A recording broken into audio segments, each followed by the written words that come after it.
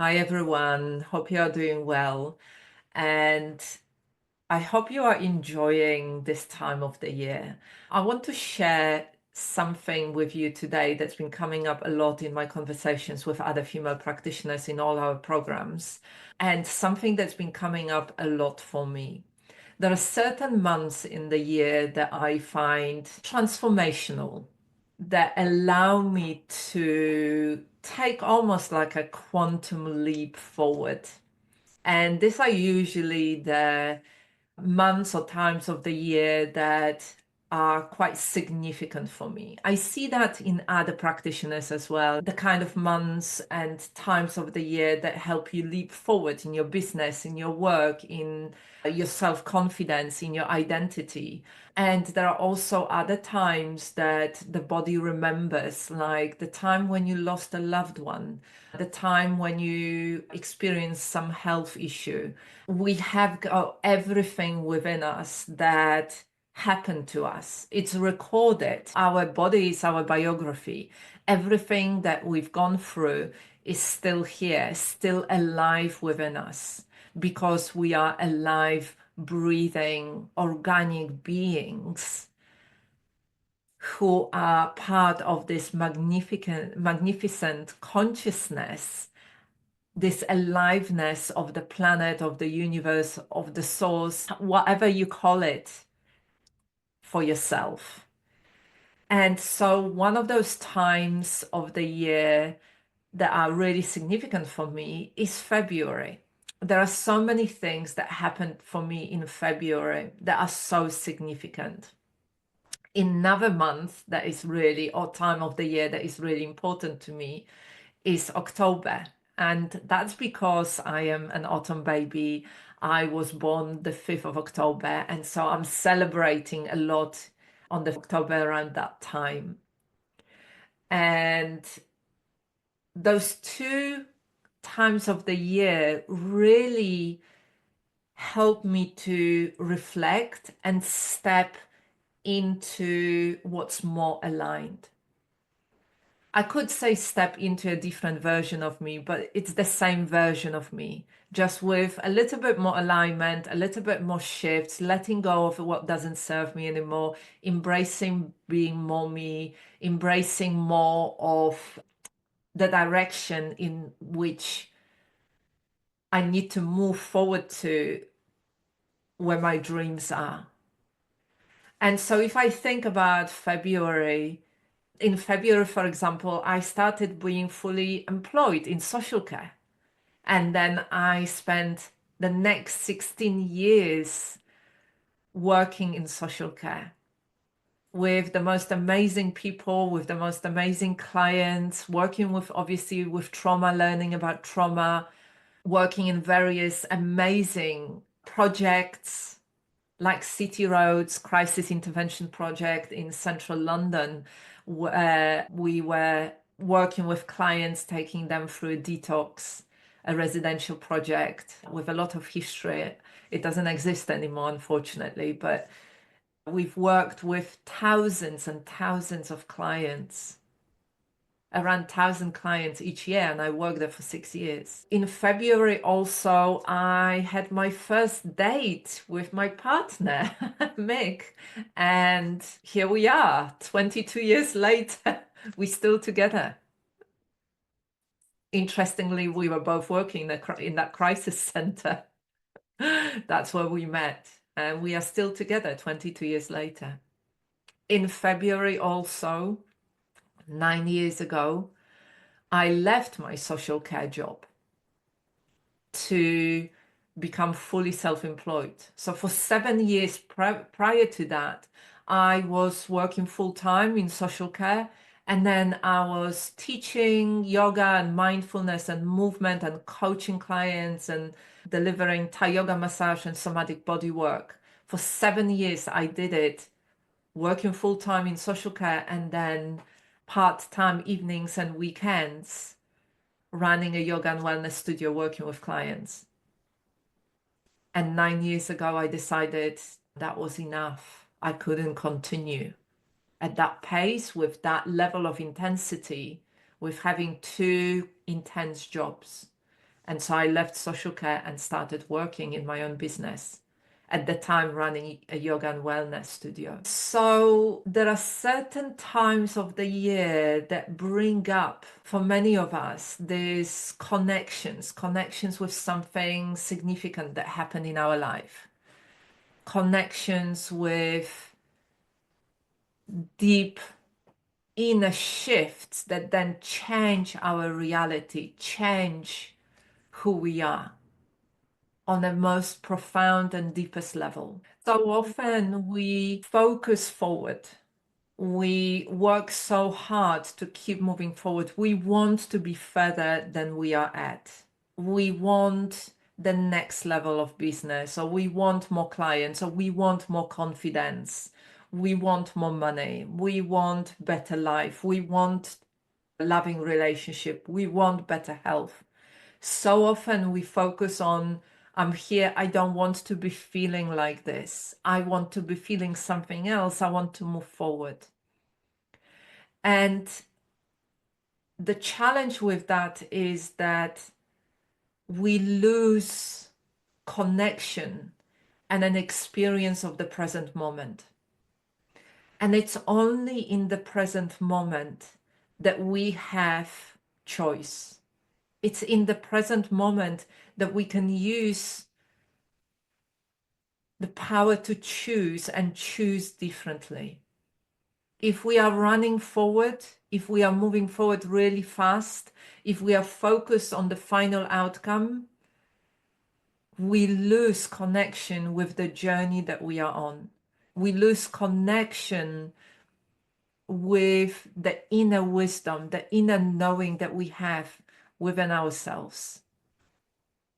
And we also lose something really profound, which is acknowledging and honoring what we've already learned, how we healed, who we've become because we've been on this journey moving forward. So I hope that makes sense. Think about this for a moment. If you are just running forward, if you're just focused on some time in the future, I just want to feel better. I don't want to feel how I am feeling. I don't want to have the business that I have right now. I want to have a different kind of business, maybe like somebody out there that we see who we perceive to be successful. Or I want to be a different kind of person than I am. Then we lose connection with what is here already. And that power to choose is the power that, for example, Viktor Frankl in his Man's Search for Meaning talks about or writes about. The most important power that we have as human beings, and that is the power to choose what we focus on and the power to choose what we do and how we respond. And within any circumstances, we have got power to choose. The question is, do you actually believe that you have power to choose? That's a big question. And so if I ask you to reflect on it for a moment, take a moment and reflect. Do you really believe that you have the power to choose? Do you really believe that you have what it takes to say yes or no, depending on how it feels for you? Whether it is within the context of somebody asking you to do something, or saying yes to a project, or saying no to a project, or some kind of commitment. And even within the situations where we can't say no, even though we want to say no, let's say you've got a family commitment that you cannot say no, we still within that have got power to choose. We can choose to tell ourselves the story that we are a victim and that we hate it, that we can't do anything about it, that we are doomed, or whatever the story is. And follow that with taking a behavior or action that is destructive, maybe risky, maybe harmful to us and maybe even to others, or we can choose to take care of ourselves within that situation, to lean onto others who can support us, to prioritize self-care as much as we can within the context of the situation, to choose nourishing food, to choose rest, to choose to bring moments of state of being and presence within what's happening. We can choose, even within that situation, how we are being, who we are being. And of course, nothing is black and white. There are circumstances where we can't choose. And when we're talking about somebody going through PTSD or experiencing mental health or experiencing health issues, and so the situation is really difficult. And sometimes we cannot choose. You might be ill, you want to be healthy, and you can't change that. Even with that, we can still choose. Maybe we can choose to talk to somebody about this. Maybe we can choose to explore how we can get support. Maybe we can choose to slow down and not to put ourselves within situations that might be harmful for us. So those various degrees in which we might need support, and the only choice that we can make is I'm going to ask for that support and I'm going to receive that, and because I can't choose for myself well enough. So why am I saying this? One of the ways that are really easy to work with that, there are two ways really that I often talk about to my clients and practitioners that I work with. One is about embodying qualities. What are the qualities that you want to embody? If you want to embody the quality, for example, of joy, this is one of the explorations that we had with one of the practitioners. What does joy mean to you?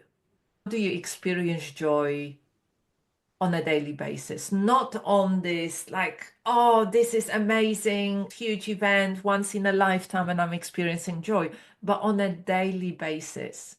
What helps you to experience and embody a sense of joy in your life? So it could be something really simple. For me, it's making a cup of tea just the way that I like it. And I like it as a Earl Grey tea with organic unsweetened soya milk. And sitting down in my garden or on my sofa or in my conservatory and taking few breaths, feeling unhurried, feeling present, maybe moving my body a little bit and then enjoying my cup of tea. A pure sense and embodiment of joy in that moment. Available is that to me. It's very available. It's not some kind of thing that is dependent on other people, on the planets aligning, or anything like that. It's simply me coming back to that sense of joy in the moment. And there are many other examples. For me, a sense of joy is going out in the morning for a walk with my dog Oscar. Early morning walk. Another sense of joy is getting up early and doing some movement and doing my journaling, doing my embodied listening and checking in with myself and having my cup of tea as I'm journaling. Can you see how just making it really normal, I'm normalizing this kind of behavior. Experiencing sense of joy is easy and simple and so easily accessible. You could work with that with any quality, the sense of presence, the sense of self-compassion, a sense of courage, the sense of curiosity, those qualities that we can start embodying that are really accessible to us. A sense of gratitude, the quality of luxury, the quality of wealth, the quality of abundance. How do you experience that? And can you normalize it? You don't put it on a pedestal, you just experience it as that's just normal. I have access to it really easily. You can do it with a sense of peace. You can do it with a sense of love, that felt experience, felt sense of that quality. And so by doing that, we're changing the state, we're shifting the state, we're shifting how we are feeling, who we are being. And it becomes so normal for us. We start living in that space more and more and more on a daily basis. So even when we get thrown, even when I get upset and I go into a sense of freeze or shutdown or that sense of hopelessness, I don't know what to do. I don't get stuck in there because I know, okay, yes, I could stay here, and I used to stay there for weeks or months. But do I want to? No, I don't want to stay there. Okay, it's like I stayed in it long enough. It's been like a couple of hours. Like I've been marinating in it. Let's come out of it. Let's like, what else is accessible to me? We're creating those neural pathways in our brain. We change the state, physiological and nervous system state, and then we create a different story. So when we bring all of it together, the magic happens. We start living in that space more, for longer. It becomes this sense of, well, of course I know how to connect with joy, and I cultivate joy. I cultivate the sense of spaciousness. I cultivate the peace of mind. I cultivate self-love, self-compassion. It's just normal. It's not something special, saved for special occasions. It's just normal. And so that's one way that you can do that. Working with embodying qualities.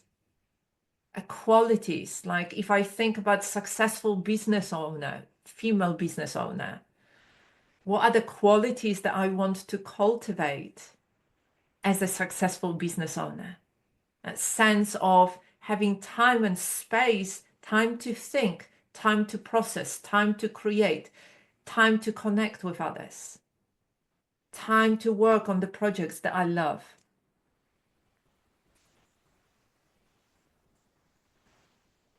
Experiencing flow and ease and purpose.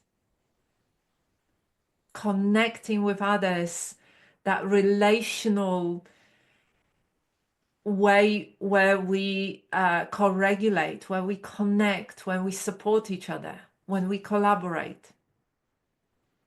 Having space to do that, as opposed to being rushed, never having time, overworked, being workaholic, being perfectionist, never good enough, procrastinating, all of that kind of stuff that can come up if we are just in a reactive mode rather than in a presence mode, in a being mode, in a creating mode. So think about those qualities within the context of your life or your work or your business. And how do you already experience those qualities, and how can you cultivate them more on a daily basis? So that's one way you can do that. The other way that you can do that is through working with archetypes. And I love archetypes. Within our trainings, we talk about different archetypes. So you could be an embodied feminine leader. What does that mean? Successful female business owner.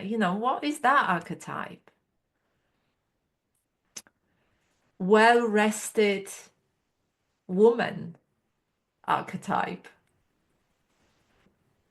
a queen archetype, an empress archetype. You could draw on the traditions of goddesses. You could draw on the traditions of divinities. So you could look at what resonates. You could see how it lands for you, what's important for you, and how you could embody those archetypes more and more in your life.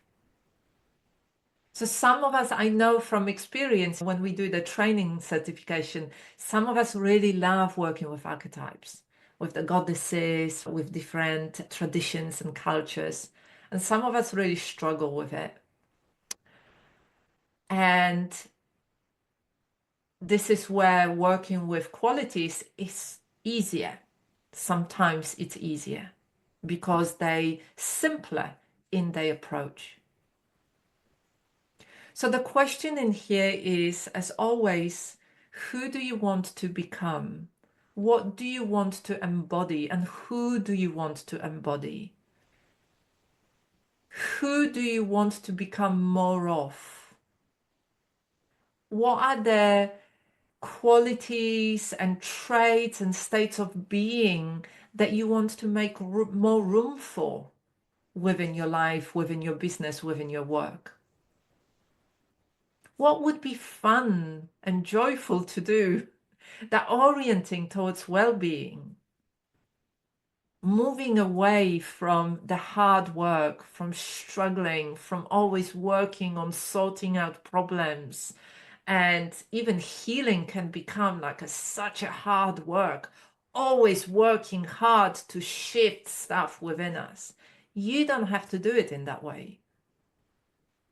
How would it feel to bring more joy, more ease, more peace, more exploration, more curiosity, more playfulness, more spaciousness, more creativity, more richness of life, more luxury, more whatever it is that is right for you? And once you start embodying those qualities more and more and more, making all your decisions from that space, that state of being. Think about this, how that would change who you are and how you are. And when I look back to how I was even 2 years ago, even 5 years ago, certainly 30 years ago when I first started doing self-development work and the therapeutic and psychological approaches, healing modalities, I am still me at the core, at the essence of me, but I consciously embody different things. And consciously embodying different qualities means I view things differently, I make decisions from a different place, I behave in a different way. And I'm able to understand the communication from my soul, the communication from my inner wisdom, inner knowing. I'm able to be with it in a different way. So my invitation to you is take a little bit of time, decide whether you're going to play with embodying qualities, those core values that you have, or maybe you're going to do some work with the archetypes and choose some archetypes that really resonate. And each archetype comes with the cluster or group of qualities, like embodiment of something. Whichever way works for you, do a little bit of work around that and just notice how profound shifts will happen in your life. I see that all the time in our programs, and I see that in my own life, and it's truly life-changing. Play with it, and I'd love to hear how you're finding this, how it all lands and resonates. Take care for now.